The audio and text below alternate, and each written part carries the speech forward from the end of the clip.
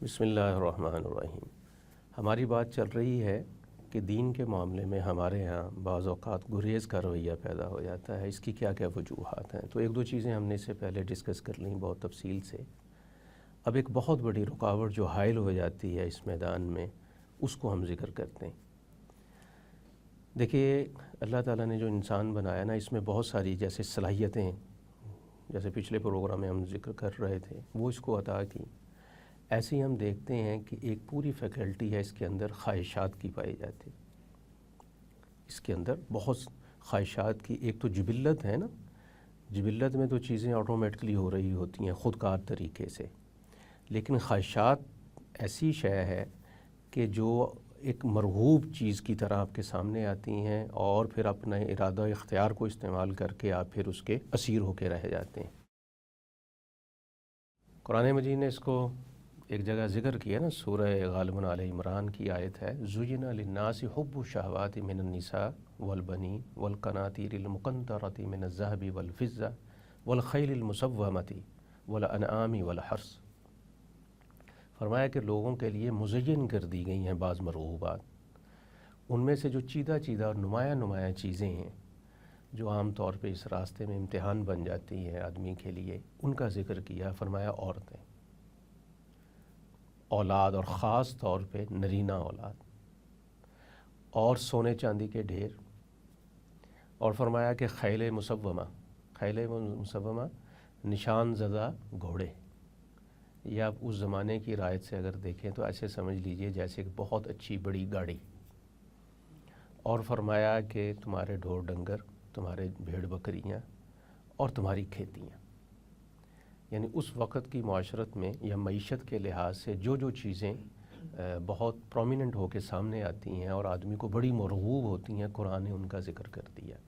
اسی روشنی میں ہم آج کے معاملات بھی دیکھ سکتے ہیں۔ ہمارے دائیں بائیں معاشرے میں بہت ساری چیزیں اس طرح کی بکھری ہوئی ہیں کہ جس کے لیے ایک ارج ہمارے اندر بھی پائی جاتی ہے، اور وہ چیزیں اپنی ذات میں بھی بہت کشش رکھتی ہیں،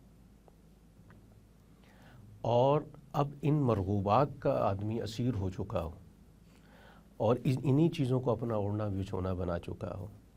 اب اس کے سامنے کوئی خدا رسول کی بات کرے اور دین کی طرف راغب کرنے کی کوشش کرے تو یہ مرغوبات جن کو وہ اختیار کیے ہوئے ہیں ایک بڑی رکاوٹ کے طور پہ سامنے آ جاتی ہیں۔ اور اس کی وجہ کیا ہوتی ہے؟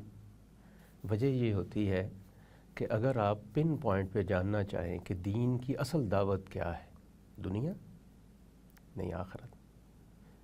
دین اصل میں اگلی زندگی کی نوید سنا رہا ہوتا ہے، وہاں جو کچھ معاملات ہونے ہیں، جو احوال طاری ہونے ہیں، وہ ان کی خبر دے رہا ہوتا ہے، جنت و دوزخ کا تذکرہ ہو رہا ہوتا ہے۔ تو دین کی بنیاد چونکہ آخرت ہے، آخرت کی طرف لوگوں کو دعوت دینا ہے، تو اس طرح کا آدمی جو ان مرغوبات کے آپ کہہ لیجئے کہ قید میں ہو، گھیرے میں ہو، اس شخص کو جب دین کہے کہ ایک اگلی زندگی ہے، ایک آخرت ہے، اور بعض اوقات اس آخرت کے لیے آپ کو ان تمام چیزوں میں سے بہت سے سمجھوتے کرنے پڑ جائیں گے، کچھ چیزیں سیکریفائس بھی کرنا پڑ جائیں گی، اور اپنی اس خواہش کو بعض اوقات لگام دینا بھی پڑ جائے گا، اور بعض اوقات آپ کو ایسے لگے گا کہ یہ مال و زر اور اس طرح کی جو نعمتیں ہیں، اس میں خدا کی طرف سے یا دین کی طرف سے بہت ساری قدغنیں یا رکاوٹیں یا پابندیاں لگا دی گئیں۔ اب وہ نفسیات یا وہ ذہن جو ان چیزوں کا مکمل طور پر قیدی ہو چکا ہو، اس کے لیے دین کی طرف آنا پھر آسان نہیں رہتا۔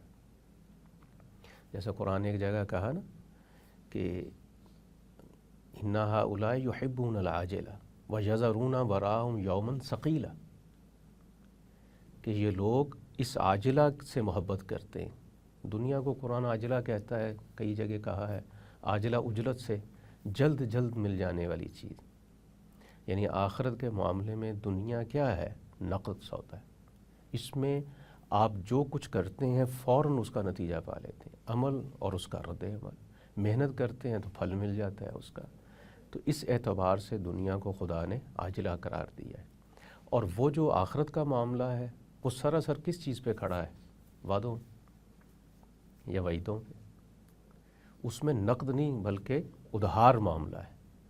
اب جو لوگ ہر معاملہ دنیا اور اس کی یہ جو کشش والی چیزیں ہیں اور ان مرغوبات ہیں، اسی فریم میں سوچنا چاہتے ہیں اور اسی فریم میں اپنی زندگی گزارنا چاہتے ہیں، وہ کبھی بھی پھر مائل نہیں ہوتے اس طرف ہوتے، بلکہ اس عاجلہ سے محبت کرتے ہیں۔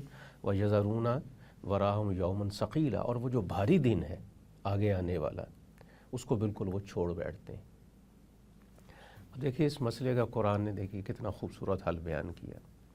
قرآن کی یہ اپروچ نہیں ہے یا دین اسلام کی کہ وہ آپ سے یہ کہے کہ ان مرغوبات سے دستکش ہو جاؤ اور ختم کر دو ان کے ساتھ اپنا تعلق، یہ عورت، یہ مال و زر، جیسا کہ بعض متصوفانہ مذاہب میں ہم کو نظر آتا ہے۔ دین اسلام کی یہ اپروچ نہیں ہے کہ آپ بندباس لے لیں یا کسی غار یا کھو میں جا کر بیٹھ کر اور اپنا سب کچھ تج اور تیاگ کر بالکل ایک طرف کونے میں بیٹھ کے اللہ اللہ کرنا شروع کر دیں۔ یہ ظاہر ہے کہ اسلام کی دعوت نہیں۔ اسلام اس دنیا اور دنیا کی یہ نعمتیں اور یہ سارے مرغوبات، ان کو اللہ کا فضل قرار دیتا ہے، اللہ کی طرف سے اترنے والی خیر کہتا ہے ان کو، اور اللہ کی طرف سے اترنے والا انعام قرار دیتا ہے۔ چنانچہ اس کو چھوڑنے کی وہ بات نہیں کرتا، لیکن اس دنیا اور آخرت میں وہ ایک کمپیریزن ضرور کرتا ہے، اور وہ ہم کو بتاتا ہے کہ دیکھو، جیسے ایک جگہ کہا نا، بل تؤثرون الحیات الدنیا، کہ تم لوگ دنیا کی زندگی کو ترجیح دیتے ہو، اور ترجیح کا میں نے آپ سے عرض کیا جیسا کہ ایک وجہ اس کی عاجلہ ہے، فوراً مل جانا، لیکن فرمایا والآخرۃ خیر وابقیٰ، لیکن حقیقت کیا ہے کہ دنیا کے مقابلے میں آخرت وہ کیا ہے؟ خیر بھی ہے، ابقا بھی۔ خیر کا مطلب یہ ہے کہ یہاں کی ہر شے، وہ اولاد ہے، عورت ہے، یا مال و زر ہے، یا کچھ بھی، یہ کم تر درجے کی چیزیں، وہ خیر جو آپ کو وہاں ملنے والا ہے اس کے مقابلے میں۔ اس لیے کہ آپ دیکھیے نا، یہاں ہر شے وقتی ہے اور اس کی بہاریں ہمیشہ کے لیے نہیں۔ ہر بہار کے ساتھ آپ دیکھتے ہیں کہ ساتھ ساتھ خزان جڑی ہوئی ہے اور آ کے رہتی، ہر جوانی کے ساتھ بڑھاپا جڑا ہوا ہے، صحت ہے تو بیماری آ جاتی ہے، خوشحالی ہے تو ہم دیکھتے ہیں کہ اگلے دنوں میں بدحالی کا شکار ہو جاتے ہیں لوگ۔ تو یہ چیزیں یہاں رہتی ہیں۔ اس لحاظ سے اگر آپ دیکھیں تو اللہ فرماتے ہیں کہ والآخرۃ خیر، وہ بہت اچھی اور بہتر۔ دوسری بات، یہ ساری چیزیں فانی اور ہمیشہ کے لیے تم کو نہیں دی گئی، نہ تم کو یہاں ہمیشہ رہنا، یہ زندگی کا جو سلسلہ یہ بھی ہمیشہ نہیں رہنا، اور جو تم کو نعمتیں میسر ہیں یہ بھی ہمیشہ نہیں رہنی، بلکہ وہ ابقا، باقی رہنے والی، جو ہمیشہ رہنے والی زندگی ہے وہ اصل میں آخرت کی زندگی ہے۔ تو جو شخص اس بات کو اپریشیٹ کر لے، ٹھیک طرح سے سمجھ لے کہ دنیا تو آپ کو نہیں چھوڑنی، نہ ان مرغوبات سے آپ کو ہاتھ اٹھانا ہے، بلکہ ان کو اس طرح سے برتنا ہے اور استعمال کرنا ہے کہ آپ آخرت کا خیر اور ابقا ہونا ہمیشہ اپنے سامنے رکھیں، اور جب وہ آپ کے سامنے ہوگا آپ ترجیح دیں، اور یہی خدا چاہتا ہے۔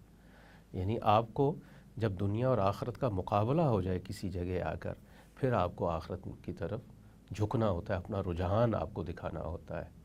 تو جو شخص یہ بات سمجھ لے گا، اب دیکھیے اس کے سامنے دعوت دین پیش ہو، اللہ کا کلام اس کو پڑھ کر سنایا جائے، تو کم سے کم اس کے لیے یہ چیزیں رکاوٹ نہیں بنیں گی جو دنیا کی نعمتیں کہلاتی، بلکہ وہ ان سے حظ بھی اٹھا رہا ہوگا، ان سے فائدہ بھی اٹھا رہا ہوگا، لیکن ساتھ جب بھی اس کے کانوں میں خدا کی آواز آئے گی وہ اس پہ بھی لبیک کہے گا۔ جی، بعض اوقات ایسا ہوتا ہے سر کہ ہم لوگ آخرت پہ پورا ایمان رکھ رہے ہوتے ہیں، لیکن دنیا میں اتنے مشغول ہو جاتے ہیں بعض اوقات کہ کچھ وقت گزر جاتا ہے کہ آپ کو لگتا ہے کہ آپ نے مذہب کی طرف تو دیکھا ہی نہیں، اپنے خدا کی طرف بھی نہیں دیکھا، پھر اچانک سے خیال آتا ہے، واپس آ جاتا ہے، اور یہ سلسلہ مرنے تک جاری رہتا ہے۔ تو اس دوران جو بیچ میں ٹائم آتے ہیں، ٹائم سپین یا کچھ بھی، جس میں آپ اللہ تعالیٰ سے بہت دور رہے ہوں، تو اس کے لیے پھر کیا معاملہ کیا جائے گا ایسے انسان؟ پہلی بات تو یہ سمجھیے کہ یہ ایسے ہی رہے گا، مطلب یہ ختم ہونے والا معاملہ نہیں۔ انسان کچھ ایسا ہی بنایا گیا ہے، یعنی اس کے اندر ایک طرح کا اس حوالے سے ذوف پایا جاتا ہے کہ یہ مستقل مزاجی دکھا نہیں پاتا آپ کو، خاص طور پہ دین کے معاملے۔ قرآن نے ایک جگہ حضرت آدم کے حوالے سے ارشاد فرمایا نا، فَنَسِيَ وَلَمْ نَجِدْ لَهُ عَزْمًا، آدم بھول گئے اور ہم نے ان میں پختگی نہیں پائی۔ تو یہ پختگی اصل میں کیا ہے؟ وہی مستقل مزاجی۔ تو اس لیے یہ تو ذہن میں پہلے رکھیے کہ یہ معاملہ تو چلے گا تو ایسے ہی یہاں تک کہ ہمارا یہ سفر ختم ہو جائے زندگی کا، ہوگا تو ایسے ہی۔ ہاں، اس کے بعد یہ جو سوال کا یہ حصہ ہے کہ ہم نے وہ جو نادانی کا وقت تھا، وہ جو نادانیاں کی اس دوران میں، ان کا کیا بنے گا؟ اس کا بھی قرآن نے بہت خوبصورت جواب دیا۔ وہ یہ کہ ان نادانیوں کے فوراً بعد اگر آپ واپس آ گئے، قرآن کے الفاظ ہیں ثم یتوبون من قریب، یعنی یہ نہیں ہوا کہ غلطی ہوئی اور آپ کرتے چلے گئے اور اس طرح خدا کی بارگاہ سے بہت دور جا پڑے، یوں نہیں ہوا۔ غلطی ہو گئی، ظاہر ہے جذبات میں بہک جاتا ہے آدمی، لیکن قریب ہی سے آپ واپس آ گئے تو سب صاف ہو گیا۔ بلکہ قرآن کے لفظوں میں اللہ تعالیٰ کہتے ہیں کہ یہ میرے ذمے واجب ہے کہ میں اس کی لازماً توبہ قبول کر لوں۔ توبہ قبول کرنے کا مطلب ہی یہ ہے کہ سب صاف ہو جائے گا۔ اب یہ ایسے نہیں ہوگا کہ اگلے دن پھر سے یہ غلطی آپ سے نہیں ہوگی، پھر ہو جائے گی، پھر ہو جائے گی، پرسوں بھی ہوگی، ترسوں بھی ہوگی، یہ ہوتی چلی جائیں گی، زندگی اسی کا نام۔ لیکن جب آپ واپس آئیں تو فوراً واپس آئیں، اور دوسرا کام آپ کو کیا کرنا ہے کہ واپس آتے ہوئے پورے جذبے سے آپ کو واپس آنا ہے۔ یعنی ڈرامہ نہیں ہونا چاہیے نا یہ والا کہ آج کی میں صاف کروا لیتا ہوں، کل سے پھر کروں گا اور کل پھر واپس پلٹ آؤں گا فوراً۔ یہ تو دھوکہ دہی، فریب دینا ہے نا، یہ نہ ہو، سچے دل سے واپسی ہو۔ تو یہ دیکھیے، اگر فرض کیجیے ایسا کرنے سے، ایک تو میں آپ سے عرض کروں، ایک مشق ہوتی ہے آدمی کی، اس میں وہ پختگی پیدا ہوتی ہے کہ وہ پھر اب وہ جو دوبارہ سے گناہ کرنے کا دورانیہ یا وقت ہوتا ہے نا، وہ بڑھنا شروع ہو جاتا ہے۔ یعنی اب یہ نہیں ہوگا کہ آج گناہ کیا تو کل بھی کرے گا، نہیں ہو سکتا ہے کل ناگا پڑ جائے بلکہ وہ پرسوں کرے، یہ ہو جائے گا۔ تو اس کو بھی غنیمت جاننا چاہیے اور توقع یہی رکھنی چاہیے۔ باقی وہ جو ہم پڑھتے ہیں سورہ الفاتحہ میں اہدنا الصراط المستقیم، تو اس کا جو ترجمہ کیا جاتا ہے وہ یہی تو ہے کہ یہ نہیں ہم کہہ رہے ہوتے کہ اللہ ہم کو راہ دکھا دے، یہ معنی بھی ہے اس کا، لیکن اصل میں راہ پہ چلانا اور راہ پہ چلاتے رہنا یہاں تک کہ ہم اس دنیا سے چلے جائیں۔ تو یہ دعا بھی کرتے رہنا چاہیے آدمی۔ کیا کنسسٹنٹ رہنا ایک انسان کی فطرت میں نہیں ہے کہ ایک وقت میں آپ کا ایمان بہت اعلیٰ سطح پہ ہوتا ہے، آپ عبادت میں بہت دل لگتا ہے، اس کے بعد آپ کا وہ لیول نہیں رہتا، ایمان گر جاتا ہے یا ایسا ہو جاتا، پریشانی بھی ہوتی ہے کہ یہ کیا ہو گیا میرے ساتھ؟ تو کیا کنسسٹنسی کبھی رہ ہی نہیں سکتی؟ یہ ہے اس میں ایک مسئلہ نا، دیکھیے جو کہ فرشتوں میں نہیں،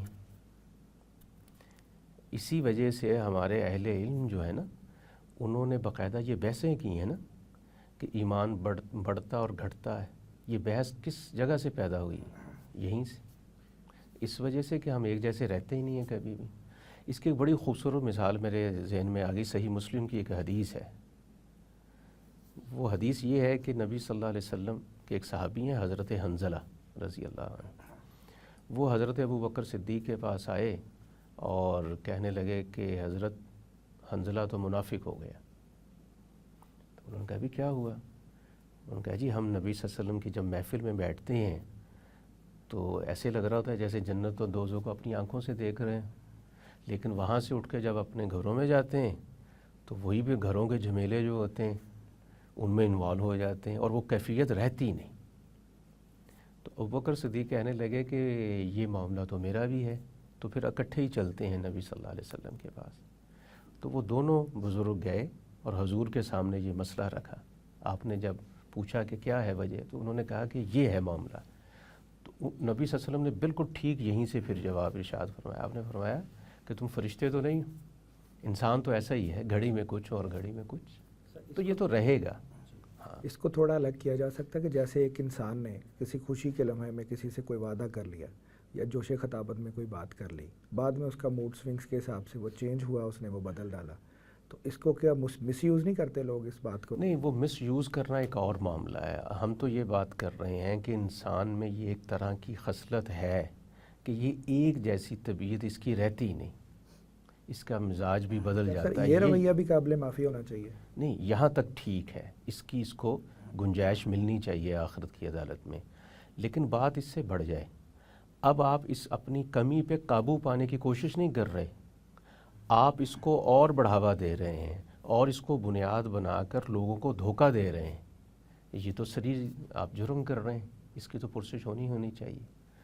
تو ہم اس کو ختم کرتے ہیں اس بات کو خلاصہ ساری بات کا کیا ہوا کہ دنیا جب بھی آڑے آتی ہے آخرت کے معاملے میں، دین کی بات سننے کے معاملے میں، تو آدمی کو یہ بات ذہن میں رکھنی چاہیے کہ آخرت جو ہے وہ خیر بھی ہے اور اب کا بھی ہے۔ وما علینا الا البلاغ المبین۔